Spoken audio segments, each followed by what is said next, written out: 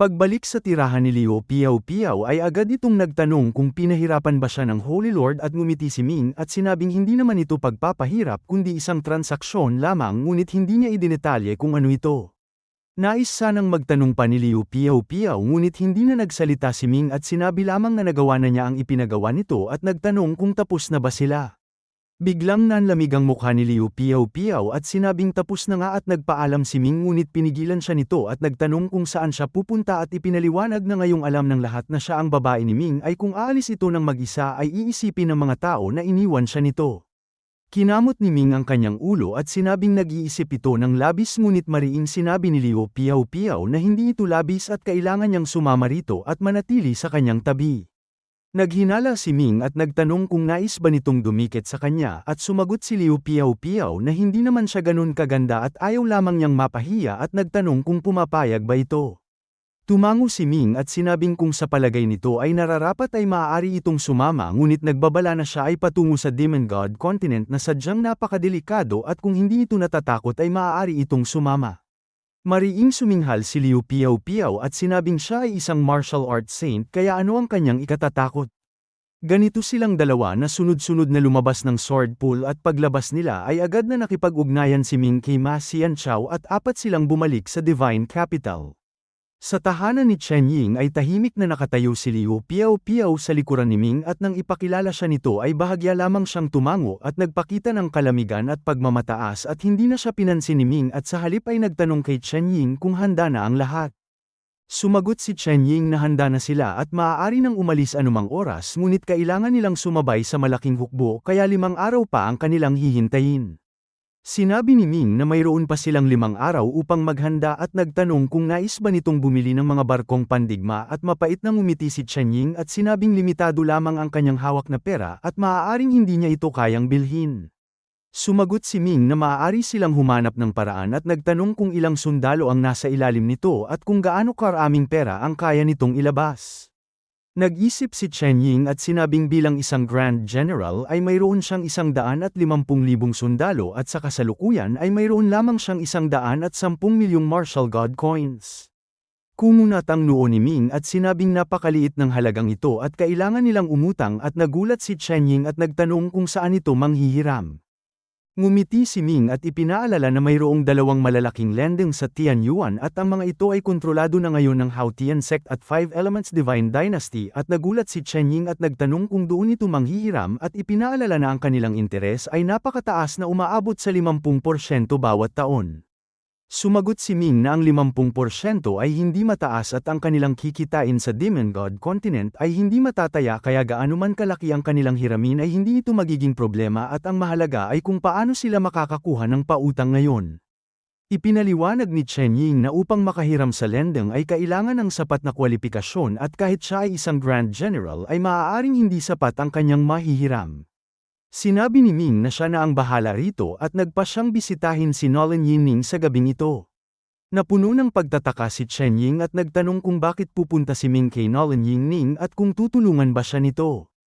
Nakangiting sumagot si Ming na ang four-way bank ay siya mismo ang nagtatag noon at bilang tagapagtatag ay mayroon pa siyang kaunting impluwensya.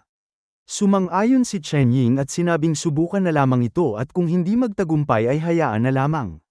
Nang banggitin ni Ming na nais niyang bisitahin si Nolan Yining ay nais sana ni Liu Piao-Piao na sumama ngunit tinanggihan ito ni Ming dahil sa palagay niya ay mas maginhawa kung mag-isa lamang siya. Noong una ay ang kondisyon ng Haotian Sect sa pagtulong sa Divine Lord ay ang buong suporta ng 5 Elements Divine Dynasty pagkatapos nitong maitatag at ganoon nga ang ginawa ng kasalukuyang 5 Elements Emperor kaya mabilis na lumago ang sekta at ang kanilang punong himpilan ay itinayo mismo sa Divine Capital upang mang-alap ng mga tagasunod. Ang pangunahing himpilan ay sadyang napakalaki at mula sa malayo ay tanaw ang isang malawak na grupo ng matataas na gusali na magkakadikit-dikit at ang laki at kalidad nito ay hindi mas mababa kaysa sa mismong palasyo ng Emperor. Nang lumitaw si Ming sa harap ng pangunahing gate ay agad na may lumapit sa kanya na samuri sa kanya nang may pag-aalinlangan at nagtanong kung sino siya. Ipinahayag ni Ming na nais niyang bisitahin ang kanilang pinuno at magalang na humiling na ipagbigay alam ito. Ang lalaki ay unang nagulat at pagkatapos ay tumawa at nagtanong kung paano nito magagawang makipagkita sa pinuno gayong alam ba nito kung gaano kataas ang katayuan nito at kung ano ang kanyang sariling katayuan. Mahina hong ipinaliwanag ni Ming na ang kanilang pinuno ay si Nolan Yingning at natural na kilala niya ito at bukod pa rito ay sinabi niyang siya si Ming ang dating pinuno ng Haotian sect. Labis na nagulat ang lalaki at gaano man siya kawalang alam ay alam niyang ang dating pinuno ay tunay ngang nagngangalang Ming at hindi rin niya maiwasang malaman ang malaking katanyagan nito kaya agad siyang yumuko ng paulit-ulit at humingi ng paumanhin sa kanyang kawalang galang at sinabing agad niyang ipagbibigay alam. Nagmamadaling umalis ang lalaki at pagkaraan ng ilang sandali ay isang tulay ng bahaghari ang lumitaw mula sa patong-patong na mga looban at diretsyang bumagsak sa harap ni Ming. Ang tulay na ito ay gawa sa Divine Soul Force na ginawang pisikal na anyo at sadyang napakatotoo at isang magandang babaeng tinig ang narinig na nagsasabing si Ming ay malugod na tinatanggap at humihingi ito ng paumanhin sa hindi pagtanggap ng maayos. Ngumiti si Ming at sinabing huwag itong mag-alala at pagkasabi nito ay tumapak sa tulay at ang tulay ay kusang umikli at dinala siya ng napakabilis sa harap ng isang asul na maliit na gusali kung saan nakabukas ang pinto at isang babae ang nakangiting nakatayo sa may pintuan at sa kanyang likuran ay dalawang katulong. Ang babae ay nakasuot ng palace robe at may taglay na kagandahang pantao na sadyang mapang-akit at kaaya-aya at siya ay walang iba kundi si Nolan Yingning. Mabilis na nagbigay galang si Ming at magalang na binati ito bilang kanyang nakatatandang kapatid na babae. Isang malambing na tawa na parang mga kampanilya ang narinig mula sa kanya at sinabi nitong dahil tinawag na siya nitong kapatid ay tatawagin na lamang niya itong kapatid na Ye. Ngumisi si Ming at sinabing ganoon nga dapat at nagtanong si Nolan Yingning kung ano ang kanyang pakay at ang kanyang mga mata ay patuloy na gumagalaw na tila may malalim na iniisip. Ngumiti si Ming at nagtanong kung hindi ba siya nito aanyayahang umupo at sumagot si Yingning na handa na ang tsaa at pagkatapos ay inanyayahan siya sa loob ng maliit na gusali kung saan nagdala ang mga katulong ng tsaa at merienda na pawang may mataas na kalidad. Nang makaupo sila ay nagtanong si Ming kung naaalala ba nito na noong umalis siya noon ay nag-iwan siya ng malaking halaga ng pera para sa sekta at nag-usisa kung magkano na ang natitira. Bahagyang ngumiti si Yingning at nagtanong kung naparito ba ito upang maningil at mahina hong sumagot si Ming na hindi at nagtatanong lamang siya at ang totoo ay naparito siya upang humiram ng pera. Nagulat si Yingning at hindi niya inaasahan ang ganitong kahilingan at ang kanyang ekspresyon ay bahagyang natigilan. Nagtanong si Ming na ang four-way bank ay kanyang itinatag kaya hindi ba dapat ay walang problema ang manghiram ng pera at muling tumawa si Yingning at sinabing nagbibiro lamang ito dahil ang isang tulad niya ay hindi dapat nagkukulang sa pera. Malamig na tumawa si Ming at sinabing huwag na silang magkunwari at diretsyang nagsabing nais niyang humiram ng 20 bilyong longevity coins at nagtanong kung may lakas ito ng loob na magpahiram. Lihim na nagulat si Yingning dahil ang perang kanyang kontrolado ay mahigit 30 bilyon lamang at ang nais nitong hiramin ay 20 bilyon agad isang tunay na napakalaking hiling. Nang makita ni Ming na hindi ito sumasagot ay sinabi niyang bibigyan niya ito ng 50% interes sa isang taon at pagkalipas ng isang taon ay babayaran niya ito ng 300 bilyon kasama ang kapital.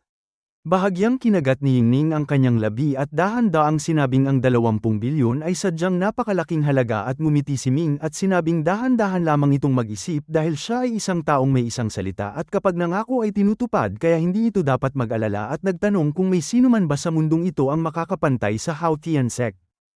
Nagtanong si Yingning kung para saan ang ganoon kalaking pera at ipinaliwanag ni Ming na siya ay mamumuno ng hukbo patungo sa Demon God Continent at kailangan niyang bumili ng mga barkong pandigma upang masangkapan ang kanyang mga sundalo ngunit sa kasamaang palad ay limitado ang kanyang pera kaya napilitan siyang humiram. Sinabi ni Yingning na nabalitaan niyang ang kontinenteng ito ay puno ng mga kayamanan at tila nais nitong kumita ng malaki at sumagot si Ming na ganoon nga at ang 300 bilyon ay hindi magiging problema. Nag-alinlangan si Yingning at sinabing dahil ito ay malaking halaga ay hindi siya makapagpapasya agad at humingi ng ilang araw upang pag-isipan nito. Nagtanong si Ming kung ang mga barkong pandigma na kanyang iniwan noon ay naruroon pa rin at nakangiting sumagot si Yingning na natural na naruroon pa ang mga ito at nagtanong si Ming kung sa palagay nito ay malaki ang kikitain kung ang mga ito ay ibebenta sa Tianyuan. Namula ang mukha ni Yingning at tila labis na interesado at nagtanong kung mayroon itong koneksyon at sumagot si Ming na natural na mayroon at hanggat may pera ito ay kaya niyang kumuha ng kahit gaano karami at kahit hindi doble ang kita ay maaaring kumita ng 30 hanggang 50%. Bumuntong hininga si Yingning at sinabing kung nakilala lamang niya ito ng mas maaga ay yumaman na siya at pagkatapos ay kinumpirma ang pautang at sa halip na 50% interes ay 30%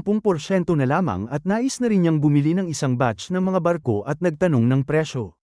Agad na sinabi ni Ming na ang isang 5-star na barko ay nagkakahalaga ng 400 milyong longevity coins at ang 6-star ay 70 milyon. Bahagyang ngumiti si Yingning at sinabing ang 5 Elements Divine Dynasty ay bumibili rin ngunit ang kanilang presyo ay 550 milyon para sa 5-star at 85 milyon para sa 6-star kaya ang presyo ni Ming ay talagang mas mura ngunit kung ibebenta niya ito ay hindi rin siya gaanong kikita. Ipinaliwanag ni Ming na kung ang halaga ay aabot sa 150 bilyong longevity coins ay maaari niyang ibigay ang 15%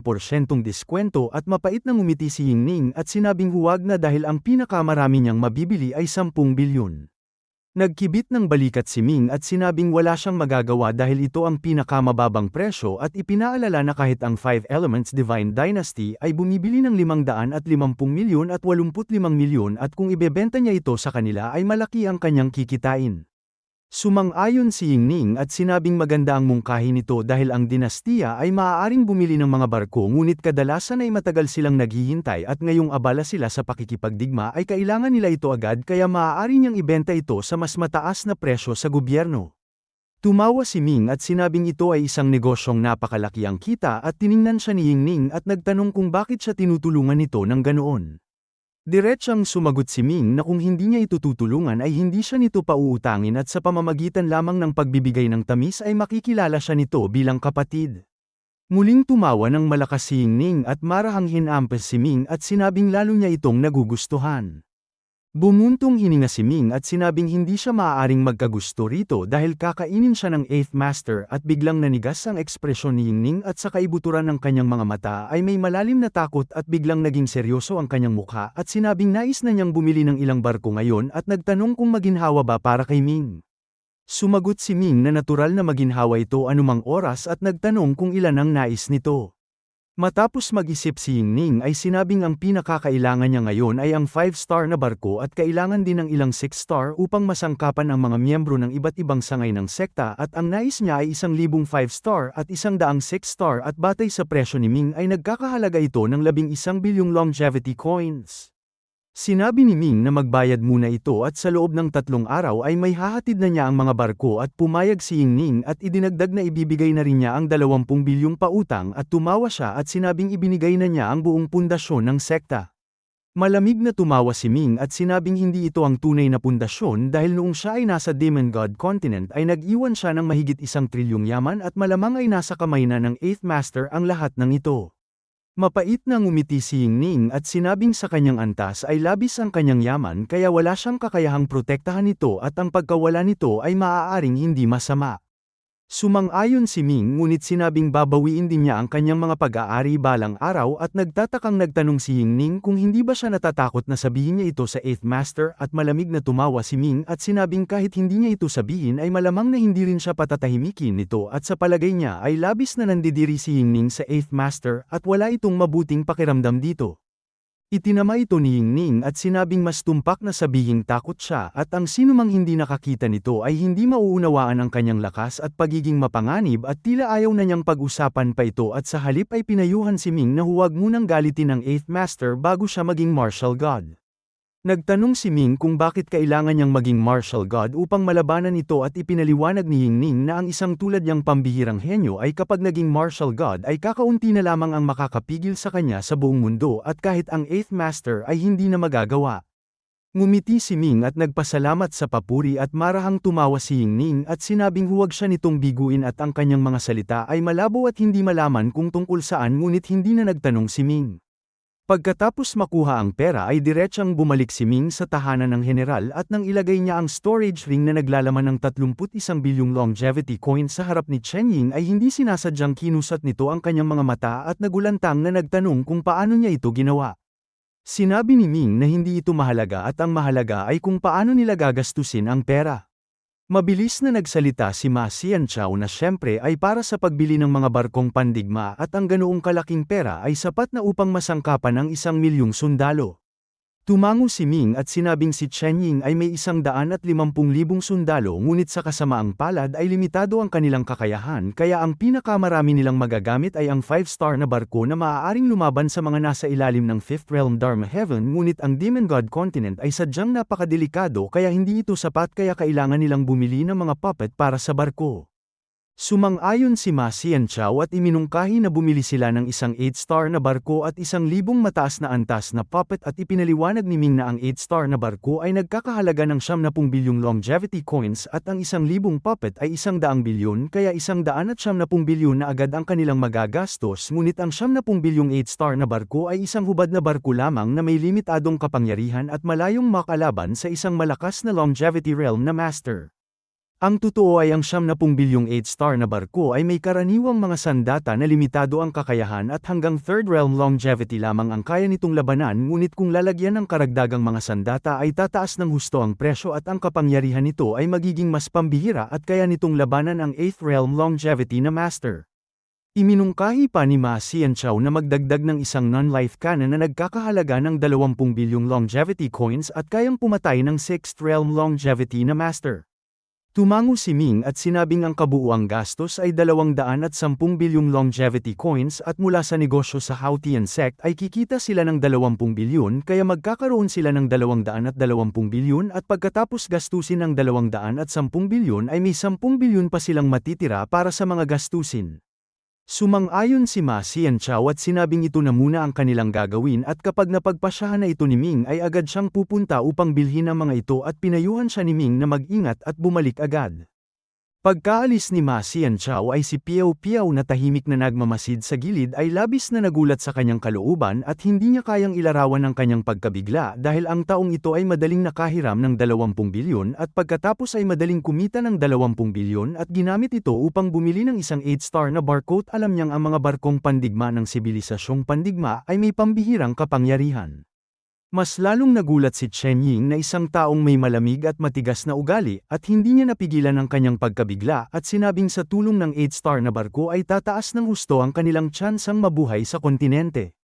Ipinaliwanag ni Ming na ang barko ay pamamahalaan ng 1,000 puppet at ang 150,000 sundalo ang pangunahing gagamitin sa pangangalap ng mga kayamanan at tumawa si Chen Ying at sinabing sa ganitong magandang pagkakataon at paghahanda ay hindi nila ito sasayangin at kailangan nilang mabawi ang kanilang ginastos ngayon. Nagtanong si Ming kung ano ang kagamitan ng ibang mga hukbo at ipinaliwanag ni Chen Ying na sa kanyang pagkakaalam ay ang 5 Elements Divine Dynasty ay may 5 8-star na barko lamang at ilang mas mababang uri ng barko at ang katotohanang mayroon silang isang 8-star na barko para sa 150,000 sundalo ay isang tunay na himala. Biglang malamig na tumawa si Piao Piao at sinabing napakasimple ng kanilang pag-iisip at nagtanong kung inaakala ba nilang sa isang 8-star na barko ay malaya na silang makakagala sa kontinente at ipinaliwanag na ang mas malaki ang barko ay mas madali itong mapansin at atakihin ng mga lokal na halimaw. Nagulat si Ming at mabilis na tumingin kay Piao Piao at nagtanong kung tila marami itong alam tungkol sa kontinente at sumagot si Piao Piao na nakabasa siya ng isang sinaunang aklat na naglalaman ng ilang impormasyon tungkol dito at iminungkahi niyang lagyan ang barko ng isang malaking invisible formation. Sunod-sunod na tumango si Ming at sinabing maganda ang kanyang mungkahi at ang isang invisible formation ay hindi gaanong magastos at hindi hihigit sa 100 milyon at agad niyang ipinag-utos kay Ma Xianchao sa pamamagitan ng message talisman na idagdag ito sa barko. Tiningnan ni Chen Ying si Piao Piao at nagtanong kung sasama ito sa kanila sa kontinente at sumagot si Piao Piao na natural na sasama siya dahil siya ang babae ni Ming at saan man ito pumunta ay susunod siya. Muntik nang mapatalon si Ming at nagtanong kung bakit sinasabi nitong siya ang kanyang babae at ipinaalala na ginawa lamang niya ito upang tulungan ito sa kanyang problema at nagkunwari lamang siyang lalaki nito at nagtanong kung bakit ito naniniwala rito. Malamig na tumawa si Piao Piao at sinabing sa harap ng napakaraming tao ay inakala ng lahat na siya ay kasama ni Ming at kung hindi niya ito aaminin ay paano siya haharap sa mundo.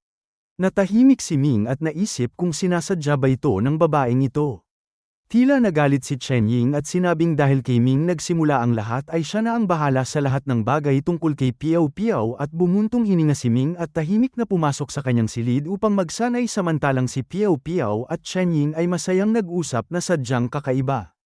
Sa loob ng kanyang silid ay kinuha ni Ming ang sword diagram na ibinigay ni Hizong at ito ay hugis bilog na may nawawalang bahagi na tila pinutol ng isang matalim na bagay at nang tumingin siya rito ay naramdaman niya ang isang malaking buhawi na humilas sa kanyang divine soul at kung hindi niya sinanay ang Heavenly God 9 transformations at naging napakalakas ng kanyang divine soul ay tiyak na nawalan siya ng malay at hindi na makapagpatuloy.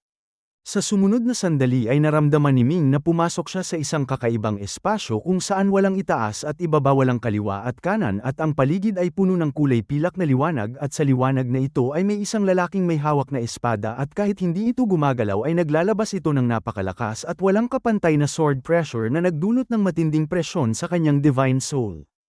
Tinitigan ni Ming ang lalaki at pinagmasdan ang kapangyarihan sa kanyang espada at unti-unti siyang nagkaroon ng pag-unawa at sa kakaibang espasyong ito ay hindi niya naramdaman ang paglipas ng oras at maaaring 50 minuto lamang o maaaring 100,000 taon ang lumipas at sa wakas ay naitanim niya sa kanyang puso ang mahiwagang kapangyarihang ito at ganap niya itong naunawaan. Pagkatapos ay itinaboy ang kanyang divine soul mula sa espasyo at bigla siyang nagmulat ng kanyang mga mata at puno ng pagkabigla na sinabing ang sword diagram na ito ay sadyang hindi simple at sa unang pagtingin pa lamang ay natutunan na niya ang sword pressure at tila malaki ang kanyang nakamit sa homeland of humanity dahil kung hindi ay hindi siya ganito kabilis na nakaunawa at kung hindi rin sapat ang lakas ng kanyang divine soul ay hindi siya makakapasok doon upang tanggapin ang ganitong uri ng sword pressure. Nagtataka siya kung gaano na siya katagal doon at nang makita niyang maliwanag ang kalangitan sa labas ng bintana ay lumabas siya ng pinto at sa labas ay si Ma Xianqiao ay sabik na naghihintay sa kanya at nang makita siyang lumabas ay tuwang-tuwang nagtanong kung muli ba siyang umangat. Umiling si Ming at sinabing natutunan lamang niya ang kaunting sword pressure at nagtanong kung anong oras na. Ipinaliwanag ni Ma Xianqiao na ang hukbo ay nagtitipon na sa parade ground at makalipas ang kalahating oras ay aalis na ang hukbo at kung hindi pa lumabas ang kanyang Panginoon ay gigisingin na niya ito. Nagulat si Ming at sinabing ganoon na pala katagal at kalahating oras na lamang at nagtanong kung handa na ang barko. Kinumpirma ito ni Ma Xianqiao at sinabing handa na ang lahat at bukod sa 8-star na barko at mga kagamitan na kailangan ni Ming ay nakuha na rin ang 1,000 5-star at 100 6-star para sa Hautian sect. Tumango si Ming at sinabing sumama muna ito sa kanya sa sekta upang ihatid ang mga barko at pagkatapos ay magmamadali silang pumunta sa parade ground at sumang-ayon si Ma Xianqiao. Sa mga nakaraang araw ay si Yingning ay hindi mapakali at tunay siyang nag-aalala na baka may mangyaring masama o pagkakamali kay Ming at anuman ang mangyari ay hindi niya ito kakayanin at sa kabutihang palad ay sa wakas ay dumating na si Ming at ang kanyang mga barko. Ang lahat ng barko ay kasinlaki lamang ng palad at maayos na nakalagay sa isang kahon at tila walang espesyal ngunit kapag pinakilos ay magiging mga higanteng barko. Ibinigay ni Ming ang mga tagubilin sa paggamit ng barko kay Yingning at nakangiting sinabing narito na ang lahat ng barko at sa hinaharap ay maaari itong humingi ng anumang kailangan at kaya niyang magbigay ng 7-star at maging 8-star na barko pati na rin ang mga kagamitan at sinadya niyang ipakita ang isang listahan ng mga canyon formation at puppet na may kaukulang presyo at gamit. Sa isang tingin pa lamang ay hindi na maalis ni Yingning ang kanyang mga mata at sinabing sa hinaharap kapag may pera na siya ay tiyak na bibili pa siya dahil ang mga kagamitang ito ay sadyang napakahalaga. Ngumiti si Ming at sinabing umaasa siyang muli silang magkakasama at marahang tumawa si Yingning at sinabing aalis na ang hukbo at binabati niya ito ng tagumpay at anuman ang mangyari ay dapat itong bumalik ng buhay dahil kung hindi ay kanino niya sisingilin ang 20 bilyon. Ngumisi si Ming at sinabing huwag itong mag-alala dahil hindi niya ito kayang iwan at sinaway siya nito ngunit pagkatapos ay tumawa ng malakas. Nakarating sina Ming at Ma Xianqiao sa parade ground sa tamang oras at ang buong lugar ay puno ng mga tao at ang mga barko ay nakalutang sa ere na puno ng mga sundalo at ang hukbo ni Chen Ying ay nasa isang 6-star na barko na sadyang binili ni Ma Xianqiao dahil ang 8-star na barko ay masyadong kapansin-pansin at hindi angkop na ipakita sa lugar na ito. Sa gitna ay may 5 8-star na barko at isang 9-star na barko at nang makita ni Ming ang 9-star ay sinadya niyang suriin ito upang matiyak na hindi ito ang kanyang nawalang barko at bahagyang gumaan ang kanyang kalooban. Pumunta silang dalawa sa 6-star na barko at si Chen Ying at ang iba pa ay matagal nang naghihintay at sinabi nitong magsisimula na ang roll call at dapat silang manahimik. Unti-unting naging tahimik ang buong lugar at mula sa 9-star na barko ay tumaas ang isang pulang liwanag at sa liwanag na ito ay lumitaw ang isang malaking anyo na may tinig na parang kulog at iniutos na ang kanilang layunin sa Demon God Continent ay lipunin ang mga natitirang halimaw at ang lahat ng general ay dapat sumunod sa mga utos at sinumang lumabag ay papatayin. Ang kabataang lalaki ay ang 8th Master ng Hautian Sect at kasabay nito ay ang Grand Commander ng Five Elements Divine Dynasty at may napakataas na posisyon at pagkatapos ay inanunsyo niya ang mga unit at ang kanilang mga Grand General at sa ilalim ng Grand Commander ay may 4 na hukbo at bawat hukbo ay may isang Marshal at sa ilalim ng Marshal ay may 10 hanggang ilang dosenang Grand General na tinatawag na Army at ang hukbo ni Chen Ying ay ang 96th Army na tinatawag ding Chen Ying Army. Sa kabuuan ay mahigit 100 milyong sundalo ang kalahok, karamihan ay mga piling tauhan na may magagandang kagamitan at personal na pinamumunuan ng Grand Commander na nagngangalang Tianzhou. Pinagmasdan ni Ming si Tianzhou mula sa ibaba at naramdaman niyang ang kanyang antas ay sadyang napakataas at tiyak na isa itong longevity realm na tao, ngunit kung anong antas ay hindi niya matukoy. Pagkatapos ng roll call ay tinawag ng bawat marshal ang kanilang mga Grand General upang ipahayag ang mga utos at hindi na malayang lumipas ang kalahating araw at si Ming ay labis na nainip at hinayla si Ma Xianchao upang uminom ng tsaa sa kanilang silid at sumama rin sina Piao Piao at He Jing. Sa wakas ay dahan-daang yumandarang barko at bumaba si Chen Ying sa silid at nagreklamo na sila ay napaka-payapa samantalang siya ay nag-iisang nagtiis sa itaas. Tumawa si Ming at sinabing siya ang Grand General at kung hindi niya susundin ang mga utos ay paano magpapatuloy ang digmaan at malamig na tumawa si Chen Ying at sinabing si Marshal Anzai ay may masamang hangarin at sadyang inilagay ang kanyang hukbo sa unahan upang sila ang unang tatamaan ng anumang panganib. Nagtaka si Ming at nagtanong kung may nagawa ba itong kasalanan laban sa kanya at sumagot si Chen Ying na ang ibang mga Grand General ay nagbigay ng mga regalo ngunit siya lamang ang hindi. Umiling si Ming at sinabing kung minsan ay kulang ito sa kakayahang umangkop at dahil lamang sa maliit na halaga ay inilagay nito ang sarili sa panganib, ngunit sinabi ni Piao Piao na hindi ito masamang bagay dahil ang pagiging nasa unahan ay mapanganib, ngunit kapag may natagpuan sila ay sa kanila ang lahat. Ipinaliwanag ni Chen Ying na sinabi ni Anzai na ang lahat ng makukuha ay dapat ibigay sa gobyerno at dapat munang dumaan sa kanya at malamig na tumawa ito at sinabing napakasakim nito. Biglang tumayo si Ming at galit na sinabing napakaganda ng kanyang iniisip. Naningkit ang mga mata ni Ma Xianchao at sinabing mayroon siyang ideya upang mabawasan ang panganib at magkaroon ng kalayaan.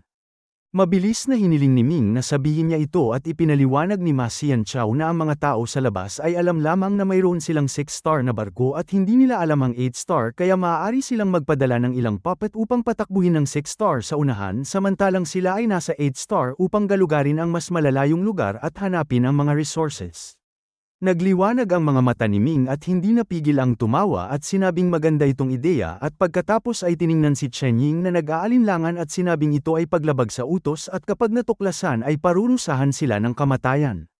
Sinabi ni Ming na kung hindi sila makikipagsapalaran ay ang kanyang 150,000 sundalo ay magiging mga kanyan lamang at silang lahat ay nasa iisang barko, kaya sino ang magbubunyag ng lihim at tinanong kung ang kanyang mga sundalo o sila. Matapos mag-isip sandali ay pumayag si Chen Ying at sinabing susundin niya ito at iiwan nila ang 6-star at pupunta sa ibang lugar, ngunit nagtanong kung paano kung ang 6-star ay mapahamak. Ipinaliwanag ni Ming na ang mga puppet ay napakalakas at kung hindi nila ito kayanin ay maaari na lamang silang tumakas at mayroong teleportation formation sa barko upang agad silang makabalik sa oras ng kagipitan.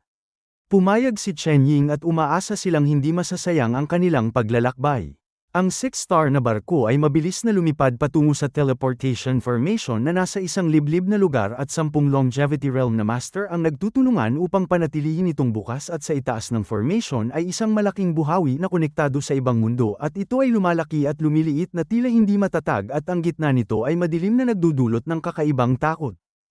Ang lahat ng barko ay nagtipon sa paligid at hindi lahat ay mula sa sibilisasyong pandigma at ang ilan ay may mahinang kapangyarihan at ang pangunahing gamit lamang ay ang magdala ng tao, at kung wala ang tulong ni Ming ay ang mga sundalo ni Chen Ying ay nasa ganitong uri ng basurang barko. Sunod-sunod na huminto ang mga barko at biglang isang 7-star na barko ang pumarada sa tabi ng Chen Ying Army at mula rito ay lumipad ang isang kabataang lalaki na may makapal na kilay at bilog na mga mata, puno ng sigla, nakasuot ng pulang balabal, may espadang nakasabit sa baywang at nakatapak sa isang lumilipad na ruhi artifact at diretsang bumaba sa barko ng Chen Ying Army at malakas na tumawa at sinabing hindi niya inaasahang mayroon din itong barko at minamaliit niya ito. Sina Ming at ang iba ay nag-uusap nang biglang may dumating na ganito at sunod-sunod na kumunat ang kanilang mga noo. Ipinaliwanag ni Chen Ying na ang dumating ay si Yu Pang, isang 6th Realm Dharma Heaven at Grand General ng 42nd Army, at sa loob ng kalahating taon ay patuloy itong nagtatangkang lapitan siya, ngunit palagi niya itong tinatanggihan. Ngumiti si Ming at sinabing tila nagkagusto ito sa kanya at nagtanong kung nais ba niyang isaalang-alang ito, at si Chen Ying na napakalamig na tao ay matalim na tiningnan si Ming at sinabing kung nais nitong isaalang-alang ay siya na lamang. Natahimik si Ming at napangiti na lamang. Kahit hindi nito gusto ang dumating ay lumabas pa rin si Chen Ying upang salubungin ito, ngunit bago pa man siya makalabas ay nauna nang pumasok ang lalaki, at nang makita ang maraming tao na tila malapit kay Chen Ying ay biglang sumama ang kanyang mukha at nagtanong kung sino ang dalawang ito at kung sila ba ay mga sundalo nito at kung bakit hindi sila nakasuot ng uniforme. Sina Ming at Ma Xianchao ay nakasuot ng ordinaryong damit at hindi uniforme, kaya sadyang kapansin-pansin sila. Itinaas ni Chen Ying ang kanyang kilay at sinabing ito ang kanyang barko at wala itong karapatang magtanong. Malamig na suminghal si Yu Pang at sinabing bilang kapwa-opisyal ay may karapatan siyang mag-imbestiga ng mga espiya ng mga halimaw. Natawa si Ming sa galit at ang taong ito ay agad na pinaratangan sila ni Ma Xianchao bilang mga espiya upang patayin sila, at ang kanyang layunin ay sadyang napakasama, at ngumisi siya at tinanong kung tama ang hula nito at sinabing siya nga ay isang espiya at nagtanong kung ano ang magagawa nito. Nagulat si Yu Pang at hindi niya inaasahang aamin ito at ang paratang na espiya ay isa lamang dahilan na kanyang inimbento, ngunit pagkatapos ay tumawa siya at sinabing ang mga espiya ay pinapatay at inutusan nitong mamatay. Ngunit bago pa man siya makakilos ay isang malakas na puwersa ang biglang kumalat at pumuno sa buong barko, at maging si Yu Pang ay natigilan at ang kanyang isipan ay naging blanko, at sa maikling sandaling ito ay isang sinag ng espada ang lumabas mula sa manggas ni Ming at pumulupot sa kanyang leeg, at ang kanyang ulo ay gumulong sa sahig at tumilamsik ang dugo sa buong silid. Sa isang atake ay pinatay ni Ming si Yu Pang, at pagkatapos ay tinawag niya si Xiao Qiang na ang kanyang incarnation ay nawasak noon at ang kanyang tunay na katawan ay naapektuhan, at sa mga nakaraang taon ay patuloy siyang nagsasanay at kamakailan lamang lumabas at palihim na nagtatago sa paligid ni Ming, at ngayong tinawag siya ay agad siyang lumitaw. Iniutos ni Ming na mula ngayon ay siya na si Yu Pang at kukunin niya ang kontrol ng kanyang hukbo. Si Chen Ying ay natigilan sa gulat at si Ming ay pumatay ng tao sa isang pitik ng daliri, at ngayon ay inaangkin pa ang kapangyarihan ng hukbo at ang kanyang pamamaraan ay sadyang mabilis at malupit. Ngumisi si Xiao Qiang at kinuha ang sirang Divine Soul mula sa bangkay upang makuha ang alaala nito at mapadali ang pamamahala ng hukbo, at pagkatapos ay nagpaalam siya at isinuot ang damit ni Yu Pang at mayabang na bumalik sa 7-star na barko. Sinabi ni Ming na si Xiao Qiang ay magiging kanilang kakampi at mas magiging ligtas sila at mas magiging maginhawa ang kanilang pagkilos. Pagkatapos magtipon ng hukbo ay sunod-sunod silang lumipad patungo sa buhawi, at sa kabilang dulo nito ay konektado ang Demon God Continent kung saan naghihintay ang hindi kilalang pagkakataon at panganib, at si Ming at ang kanyang grupo ay kabilang sa mga naunang pumasok, at sa sandaling pumasok sila sa buhawi ay biglang umikot ang barko at ang lahat ay bumagsak sa sahig. Pagkalipas ng kalahating oras ay kumalma ang barko at may liwanag na pumasok mula sa labas at mga huni ng halimaw na may mababa at matinis na tunog malapit at malayo. Si Ming ang unang lumabas ng silid at nakita ang napakataas na kalangitan at napakalawak na lupain, at ang tanawin ay ganap na naiiba sa Tianyuan, at pabulong niyang sinabing ito na nga ang Demon God Continent. Sa harap nila ay isang napakataas na bundok na umaabot sa kalangitan, at ang paligid ay walang katapusang kagubatan, damuhan at malalaking ilog na makikita sa lahat ng dako, at ang kontinenteng ito ay mas malawak kaysa sa Tianyuan, at ang tanawin ay sadyang napakaganda at mabangis, at ang isang ordinaryong bundok dito ay maaaring maging pinakamataas sa Tianyuan at ang isang ordinaryong ilog ay maaaring maging pinakamalaki. Sinabi ni Ma Xianchao na mayroon siyang hindi magandang pakiramdam at sa kanyang paningin ay ang mga nilalang dito ay tiyak na malalaki at ang malalaking nilalang ay kadalasang mahirap kalabanin. Ang ibang mga barko ay sunod-sunod ding lumitaw at hindi mabilang na tao ang namangha sa tanawin, at kasabay nito ay iniutos ni Marshal Anzai na ang Chen Ying Army at 7 iba pang hukbo ay magtungo sa iba't ibang direksyon ng 1,000 milya upang magsilbing mga tanod sa unahan. Pagkatanggap ng utos ay agad na iniutos ni Chen Ying na magtungo ang barko sa Timog Silangan, at pagkalipas ng 1,000 milya ay pumasok sila sa isang walang hanggang kagubatan kung saan ang mga puno ay sadyang napakalalaki at ang isang ordinaryong puno ay may taas na ilang dosenang milya at kasinlaki ng isang bundok. Pagpasok sa kagubatan ay agad na iniutos ni Chen Ying na lumipat ang mga sundalo sa 8-star na barko at iniwan ng 6-star sa lugar na may 10 mataas na antas na puppet na namamahala. Si Ming ang nagmamaneho ng 8-star na barko na dahan-daang lumilipad sa gitna ng kagubatan at dahil sa laki ng mga puno ay kaya nitong lumipad sa pagitan ng mga ito nang walang hadlang. Sa loob ng 8-star na barko ay may isang maliit na mundo na kayang mag-imbak ng napakaraming kagamitan at tao at may isang kristal na pader na malinaw na nagpapakita ng kalagayan sa labas at kaya pa nitong palakihin ang ilang bahagi upang mas madaling pagmasdan. Habang pinagmamasdan ang mabangis na tanawin sa labas ay puno ng damdamin si Ming at sinabing ang kontinenteng ito ay talagang hindi angkop para sa tao at tiyak na hindi mabilang ang mga sinaunang halimaw dito kaya dapat silang maging maingat at huwag guluhin ang mga nilalang na ito. Pagkalipas ng ilang sandali ay nakita nila ang isang grupo ng mga langgam na kasinlaki ng ulo ng tao na makakapal na naglalakad sa lupa at sa mga puno at ang kanilang bilis ay parang kidlat at lahat ay patungo sa iisang direksyon at nagtaka si Ming kung bakit sila nagmamadali at kung ano ang kanilang pupuntahan. Iminungkahi ni Ma Xianqiao na sundan sila upang malaman at pumayag si Ming. Ang barko ay sumunod sa direksyon ng mga langgam at binilisan ang takbo at nakagugulat na ang hukbo ng mga langgam ay mahigit 100 milya ang haba at nang makita nila ang unahan ng hukbo ay isang grupo ng kulay lunti ang gintong mga langgam ang kapansin-pansin at ang mga ito ay mas malalaki at kasinlaki ng baboy o tupa at patuloy silang naglalabas ng matinis na huni na tila gumagabay sa hukbo. Sa gitna ng maraming kulay lunti ang gintong mga langgam ay isang napakalaking reyna na kasinlaki ng elepante at siya ay kulay lila at kailangang buhatin ng maraming langgam upang makagalaw.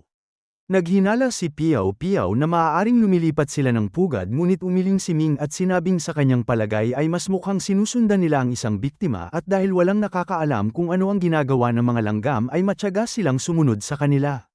1 oras 2 oras at ang mga langgam ay patuloy na mabilis na naglalakad at hindi nila namalayang nakalayo na sila ng mahigit 10,000 milya at sa wakas ay bumagal ang hukbo ng mga langgam at nakita nila na sa unahan ay may isang lila at isang pulang liwanag na patuloy na kumikislap at ang kalangitan ay puno ng kulog at patuloy na yumanig ang lupa.